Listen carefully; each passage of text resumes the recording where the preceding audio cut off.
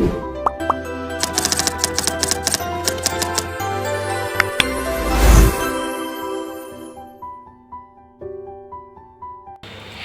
teman-teman, pernah nggak sih kalian mikir kenapa kita nggak bisa hidup sendirian?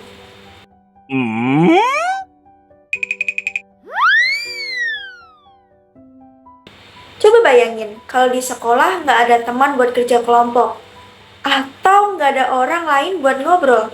Pasti bosan kan? Nah, di situ sosiologi hadir. Ilmu yang membantu kita memahami kenapa manusia butuh hidup bersama dan berinteraksi. Yuk kita bahas bareng apa sih itu sosiologi, ciri-cirinya dan manfaatnya buat kehidupan kita sehari-hari.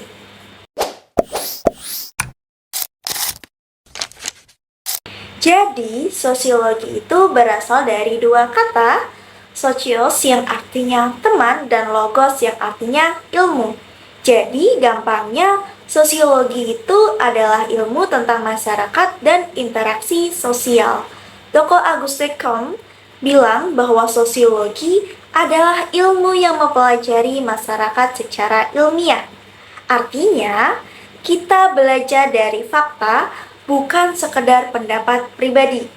Misalnya, kalau kamu lihat fenomena nongkrong di kafe sambil main HP, sosiologi bisa bantu kita paham kenapa gaya hidup itu muncul dan apa dampaknya buat hubungan sosial. Nah, biar disebut sebagai ilmu, sosiologi punya 4 ciri utama. Yang pertama ada empiris, yaitu bersifat fakta sosial yang bisa diamati. Yang kedua, teoritis, di mana disusun dari hasil pengamatan menjadi teori. Dan yang ketiga, kumulatif, di mana ilmunya terus berkembang dan memperbaiki teori yang lama. Yang keempat, ada non-etis, di mana ini enggak menilai baik atau buruk, tapi memahami kenapa sih sesuatu itu dapat terjadi. Contohnya, kalau kita membahas bullying di sekolah, sosiologi nggak langsung menyalahkan, tapi mencari tahu penyebab sosialnya.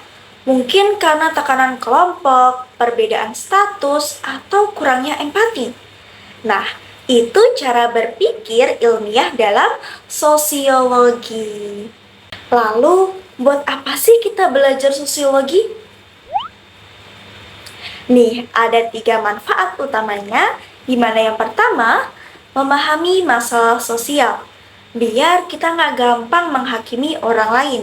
Yang kedua, berpikir kritis, karena nggak semua yang viral di media sosial itu benar. Dan yang ketiga, menumbuhkan empati dan toleransi, supaya kita bisa hidup rukun di masyarakat yang beragam.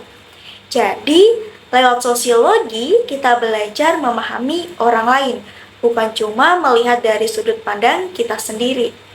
Nah, sekarang kamu udah tahu ya, sosiologi itu bukan teori yang kaku, tapi ilmu yang hidup di sekitar kita.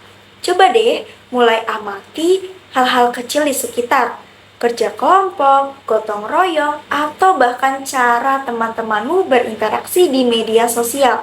Disitulah kamu sedang belajar sosiologi secara nyata. Sampai jumpa di video pembelajaran berikutnya, dan ingat, belajar sosiologi berarti belajar memahami dunia sosial kita.